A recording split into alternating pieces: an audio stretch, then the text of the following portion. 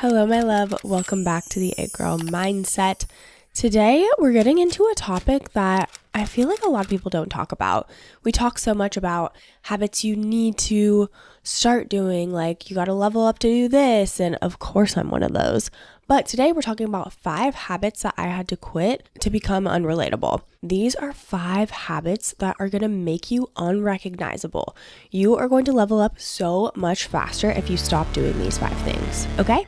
Welcome to the It Girl Mindset, where I help you step into the next level version of yourself by mastering your mindset, manifesting your deepest desires, and connecting deeply with your body. It's about becoming the most authentic, radiant, unapologetic, and unbothered version of yourself. Together, we're going to chat about how to unlock your true potential and create a life that feels as good as it looks. If you're ready to become the healthiest, hottest, and most abundant version of yourself, you're in the perfect place. Let's get into it. In 2026, we are leaving behind seeking constant validation, okay?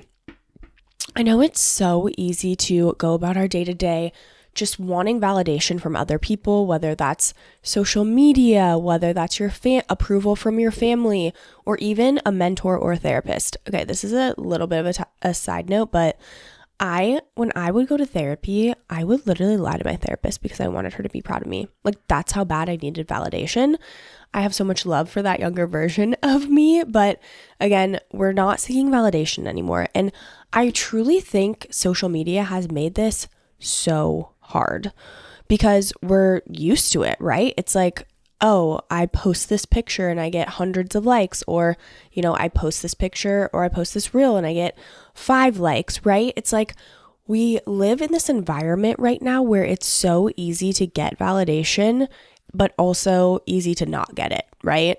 And the reason relying on external validation holds us back is because, again, even like growing my podcast, like if I only relied on external validation, my podcast would not be here anymore, right? It's like we have to do what we want to do because we truly know and trust that that's what we're meant to do. Whether that is, being resilient and reaching your dream body, even if other people aren't saying anything or complimenting you, or trusting yourself that, oh yeah, okay, I am feeling like I'm looking better, even if you're not getting the external validation. Whatever external validation you're looking from other people, give it to yourself. You have to give it to yourself first, okay? Seeking constant validation just gets us in this habit of doing things for other people, right? We want validation even from our parents. We want our parents to be proud of us. Like I'm a human too. Like I also used to only strive to make my parents proud, but rather than now trying to make my parents proud, I ask myself, what do I need to make myself proud? I'm giving myself that validation, right? Because it's so much easier to feel good and to trust yourself when you give yourself that own validation. And that's why self-trust is so important when it comes to this, because at the end of the day, you have you, okay? Yes, we've got people that support us and love us, and that's amazing. But at the end of the day, you truly only have yourself. So it's so important to any external validation that you need, give it to yourself. And honestly, giving yourself that validation takes practice, okay? It's a mindset thing, right? It's like, yeah, even for me, I had to do so much work on truly loving myself. I thought that I had loved myself unconditionally, but the truth is that I only loved myself when I was this, being my future self, like doing the things I said I was going to do, but I was really struggling to make peace with my past. I was really struggling to, love myself in the moments where I didn't feel like I was being that leveled up it girl version of myself, and we are complex humans. And even, me, I talk about being unrecognizable and, becoming unrelatable, right? Like I still have my moments where I struggle and I have hard days, and I have to give myself the validation and the love that I need in those moments as well. When you learn to give yourself the validation that you used to search for externally, you truly just become unstoppable. When you move from this energy of like, I don't need any validation from you, I've got myself, that energy is so potent. I think about it with my business and growing my podcast. It's like, I had so much trust in myself that everything was going to work out. Maybe not every single day, but most days I was like, I trust myself. Like, I know the vision. I know what's going to happen. So I don't need your validation. And even when you tell me something that I might not like to hear, like example, quitting the corporate world is risky, XYZ. It's like, okay, yeah, that's your story though. Like, I don't need that validation. I can give myself my own validation because I know and I trust myself that I'm going to do what it takes to be successful without the corporate job. So instead of seeking validation, again, we're giving it to ourselves. Whatever validation that is, whether that's, body validation, relationship validation, whatever it is, give it to yourself first. Okay. Number 2 is we are no longer gossiping. Okay. Gossiping is one of those things where I know it seems really harmless in the moment, but when you are gossiping, you're essentially talking negative about someone or judging someone. And in reality, you're actually training your brain to judge yourself and be negative about yourself. Remember, your brain takes things as it is. It doesn't know if you're talking about somebody else or talking about yourself, right? Your brain takes it as a fact. So when you are constantly talking negatively or finding negative things about other people, you're training your brain to find negative things about yourself as well. I guarantee the people that gossip the most are actually the ones that are hardest on themselves. I also wanted to mention negativity bias because negativity bias is a psychological tendency where our brains give more attention, weight, and emotional impact to negative experiences than positive ones, even when both are present. So in very simple terms, bad things stick with us more than good things. And that's a safety mechanism, right? It's like our brains are wired for survival. We still have a part of our brain called the reptilian brain, and it is the most basic instinct-driven part of our brain, and its only sole focus is survival. So again, negativity bias is the fact that we will always focus more on the negative than the positive, even if both are present. And that's because our reptilian brain's only job is survival, okay? Its main focus is survival, and the more that we can point out the negative things or the things that we should be worried about, the quote unquote safer we will be, okay? It's one of those things where, going back to the caveman times, whatever, you needed to survive in communities. If you got kicked out of your community or your group, whatever it may be, that might mean that you wouldn't be able to survive.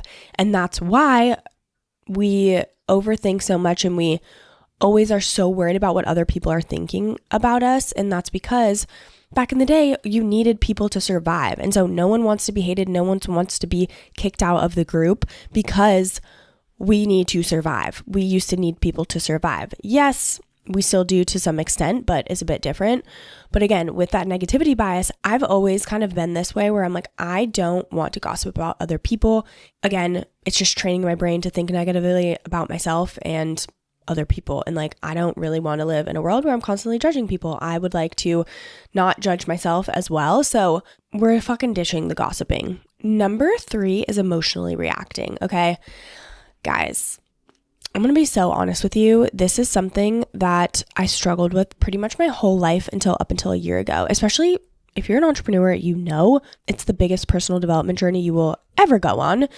And when I was sick or not feeling well, or if I had like an issue with a client or something like that, I would freaking spiral. Like I would spiral and then I wouldn't be able to focus on anything except that, and I wouldn't get anything done. Like my emotions used to get the best of me, but that's because I didn't know how to feel my emotions. I didn't know how to heal my emotions. And so when in this last year and a half, I've really done a lot of deep work on processing my emotions in my body and rewiring my mind. And it has truly allowed me to react from a calm place, right?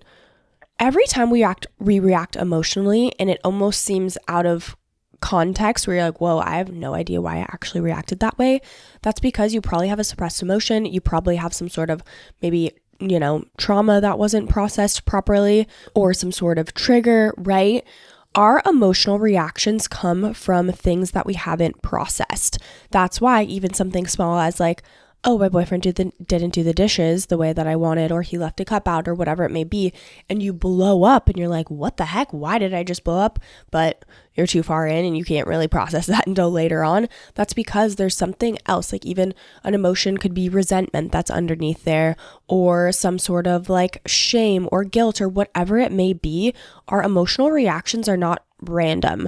They always happen for a reason. So when we learn to process our emotions, even in my mind rewire sessions, we always process it in the body too, and process it emotionally as well as mentally, so we can fully let go of whatever the trigger, the limiting belief or limiting emotion is. That's the thing, because when we are reacting from an emotional state, we're actually triggered, meaning our cortisol is spiked, meaning we're probably in fight or flight or survival mode, which means our prefrontal cortex, which is the part that is logical, rational decision making, that gets turned off or highly muted. So if we react emotionally, we're probably not going to think through things as clearly as we would have wanted to. That's why if you have some emotional reaction, what we want to do is allow ourselves to feel it. We want to process it, and then we want to allow ourselves to make a decision or have some sort of conversation or reaction when we're not emotionally heightened, okay? That way, you can start to make smarter, better decisions that are more in alignment with who you want to be. When I reacted emotionally all of the time, I didn't like who that was, but I truly didn't know that there was another way. I kind of thought that was just who I was. I'm like, I'm just a hypersensitive person. This is just how I react, when over the last 1.5 to 2 years, I've learned and done so much healing emotionally that I truly understand that, our emotional reactions are not random. They're not just a part of who we are. They're from experiences that we've had, patterns, limiting beliefs, big T and little t trauma that have happened. And so if we just suppress our emotions over and over and over, they're eventually going to come out. And that's why we kind of have these explosions every once in a while. And I'm just going to be so honest. Like, I used to be emotionally impulsive all of the time. They would run the show, and truly in the last 1.5 years, I've probably, I don't even know, maybe like 2 times. And this is because I'm processing my emotions, okay? I'm not saying that I've only cried 2 times. No, the emotional, explosive energy where you're like, holy shit, I don't even know why I just got so upset, but I did. That's the part I'm talking about. And when you process your emotions, it allows you to have a more natural baseline. Your lows do not get as low when you allow yourself to process emotions. Number 4 is we are not rushing from task to task, okay? I used to run around like a chicken with its head cut off. Like, I would be rushing to go to the gym, rushing to come home, rushing to film my podcast. I'm actually curious to go back and listen to my old podcasts and just see my energy on there. I haven't done that. So I think that would be really interesting to see how I actually view myself in there. But I actually had a podcast listener tell me that she started my podcast over from the very beginning, which on it, that like means the freaking world to me. I love it so much. But I'm like, oh gosh, like I was such a baby podcaster. Like hopefully I was still like making sense back then. But now we're on episode 173 or something like that. Like that's crazy. Anyways, we're not rushing, okay? Hot girls don't rush, right? We are being so intentional with our time. We're being so calm with our time. I know you guys, I don't know if I've talked about this on the podcast, but if you've ever heard of Einstein time, it essentially is expanding time. And I know that sounds like, oh, that's woo-woo, but like, think about this. The more present you are, depending on the task that you're doing, time feels like it lasts forever, or time feels like it goes by in an instant. So example, when you're doing a plank, even 60 seconds, that feels like 100 years. But if we're chatting with a girlfriend, 1 minute goes by in like 2 seconds. So when we can regulate our nervous system and be present more often, we're not going to be present 24/7, right? We need that reptilian brain. We need our nervous system to be able to alert us when things are scary. Example, I drove to Tahoe 2 weeks ago, me and my boyfriend and some of our best friends, and oh my God, you guys, it was the scariest drive of my life. Like they literally shut the road down after we made it there.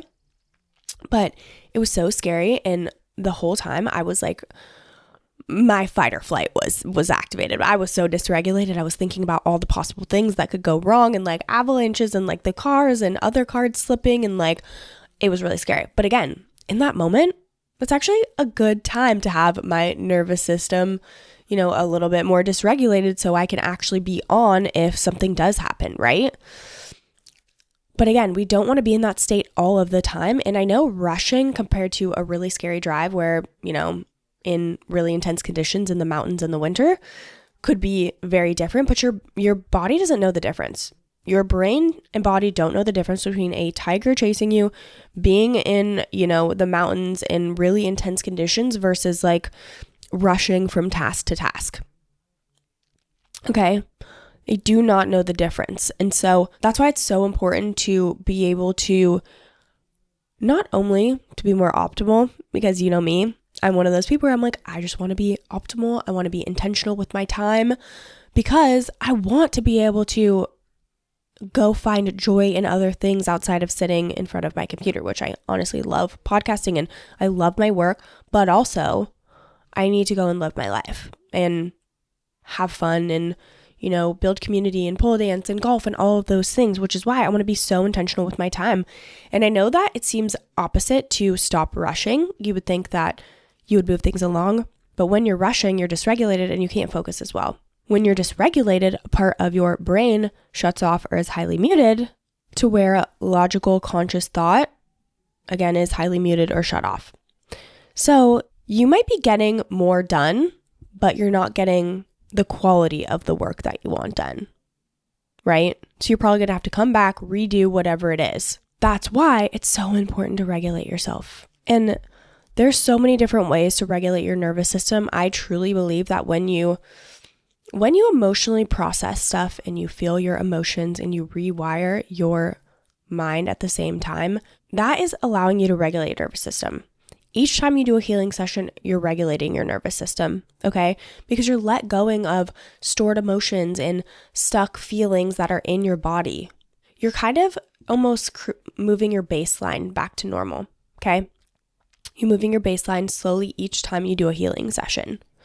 So we're not rushing, okay? I know I'm repeating myself over and over again, but we are not rushing.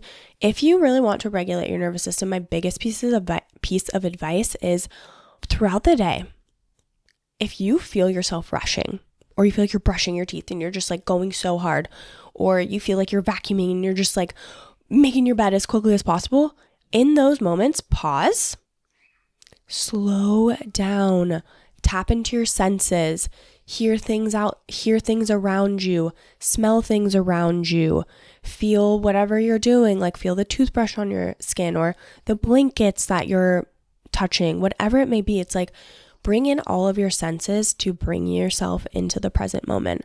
The more that you start to do that, your baseline again will start to increase. I think about it in these two kind of sections, right?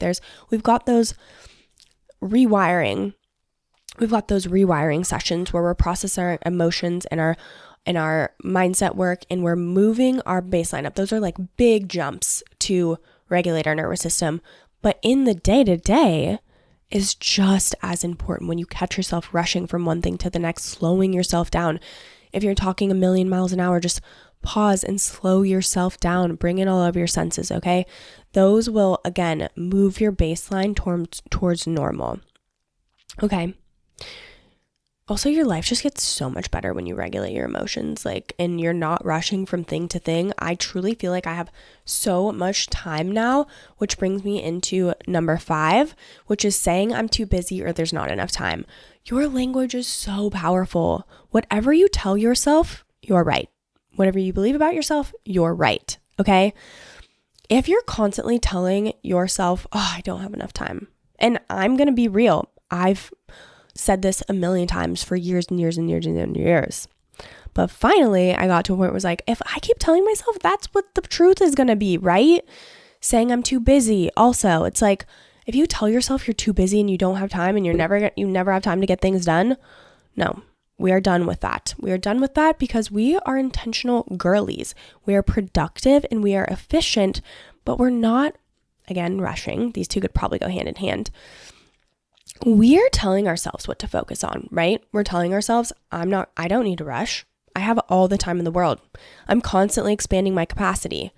I have time for whatever I need to do, okay?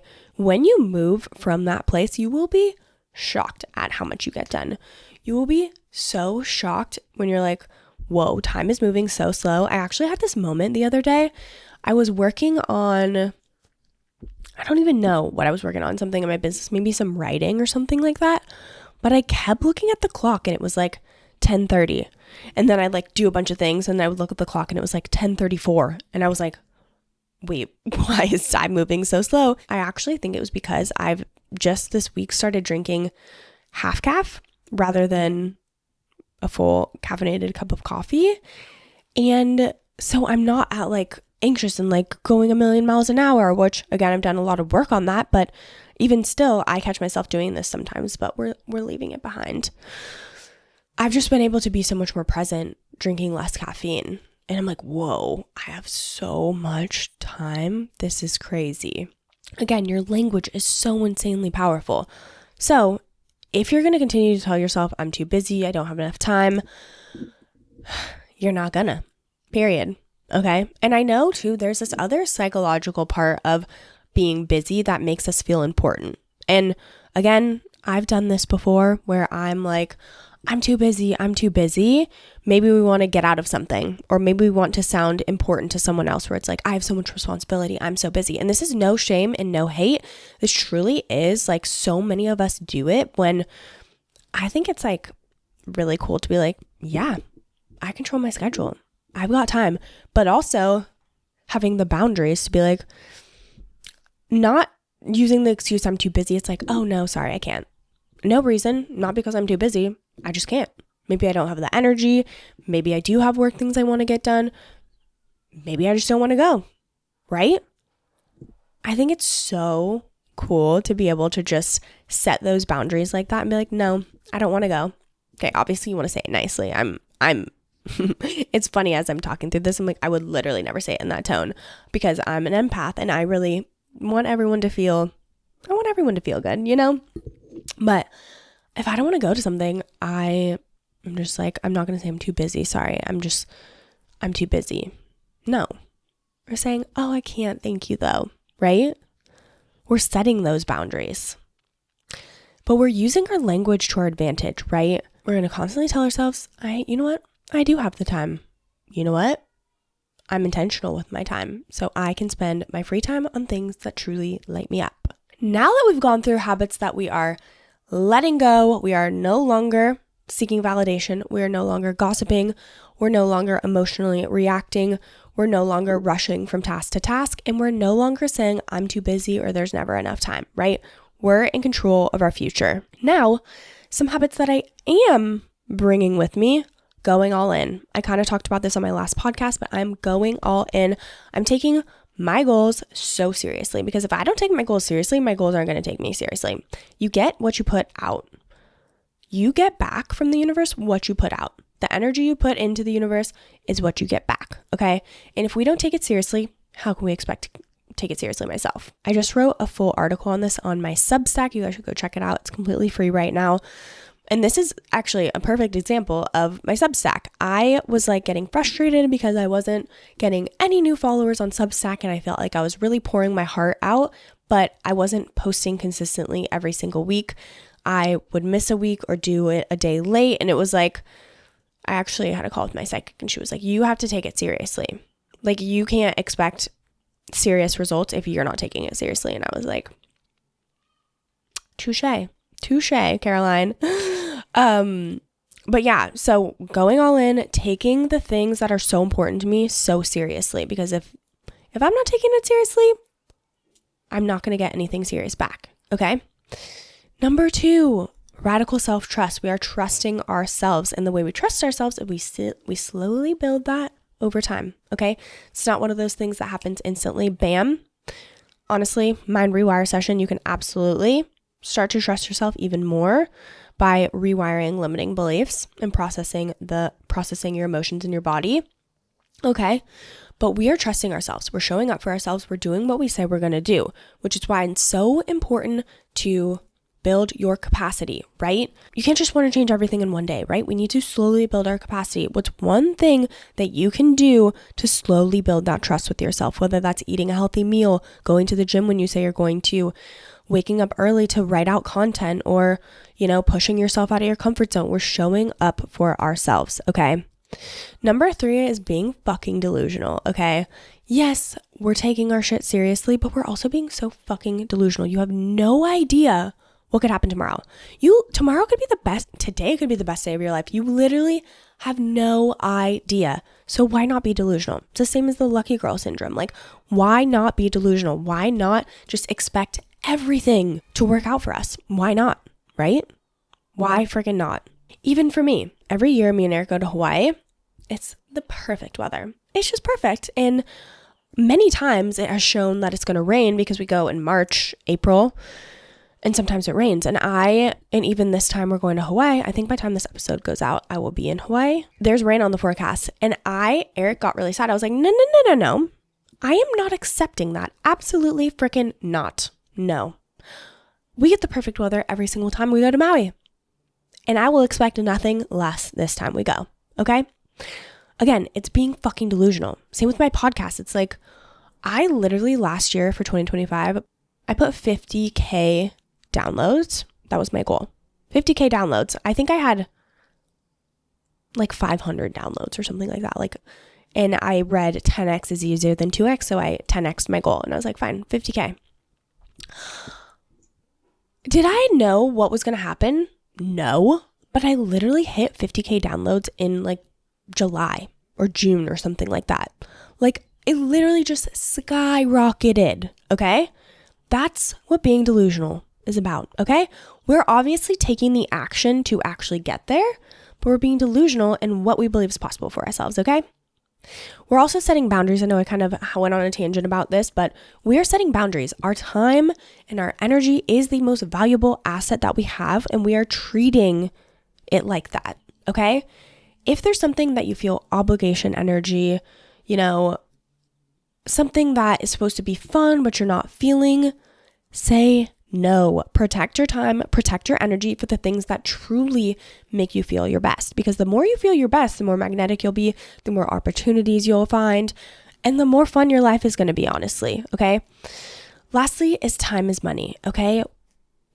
Again, this pretty much goes hand in hand, but we are protecting our time as well, okay? We know that our time and our energy is the most valuable asset, and we protect that. Okay, my loves. Wow. This episode was so fun. I hope you guys enjoyed it. I love you guys so much. Don't forget to rate and review the show on Spotify or Apple Podcasts.